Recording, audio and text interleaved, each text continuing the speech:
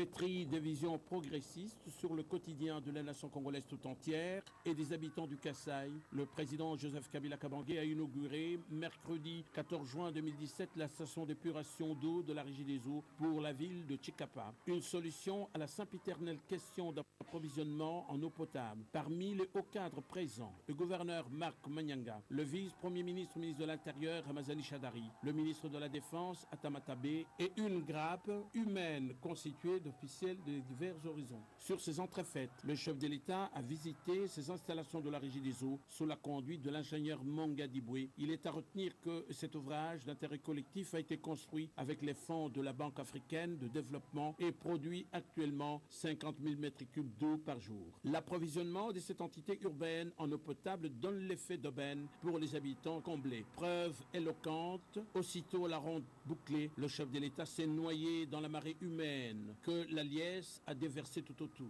C'était un festival de chants et de youyou de joie en l'honneur du père de la nation. Tchikapa a exulté et à cœur joie a jubilé. Un bain de foule, l'atmosphère festive a duré une demi-heure à un rythme intense.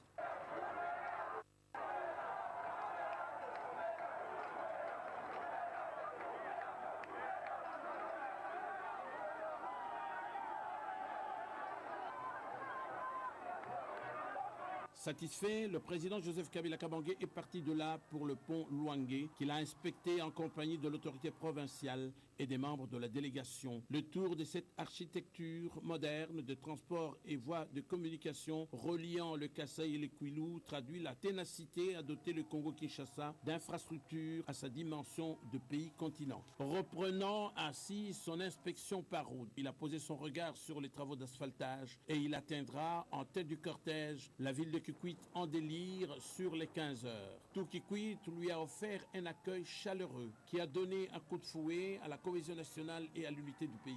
À vue d'œil, le chef de l'État a replongé dans la foule. Des vagues de milliers de gens en foule déferlés sur la nationale numéro 1, Noir de Monde, au cœur de la ville vibrant, au rythme des partis de la majorité présidentielle. Le gouverneur Godel Kinyoka au premier plan, avec le bourgmestre de la commune de Lokolela, Martin Lupungu, et le maire de la ville. Chants et youyou de joie ont rehaussé cet événement. L'instant d'après, le président de la République s'est mis en chemin. Direction Messimanima électrisée, une autre cité pleine d'allégresse sur la nationale numéro 1 qui l'attendait des heures durant. Le chef de l'État de passage a fait une entrée vespérale triomphale. Et le professeur Kinkei Mulumba, notable du coin, président du PA et de Kabila Désir, a vécu cette présence du père de la nation avec des centaines de milliers de concitoyens emportés par la joie exubérante. Ce contact physique spontané, d'une tonalité expressive inouïe, a traduit l'attachement de ses habitants au président de la République Joseph Kabila Kabange, comme partout où il est passé.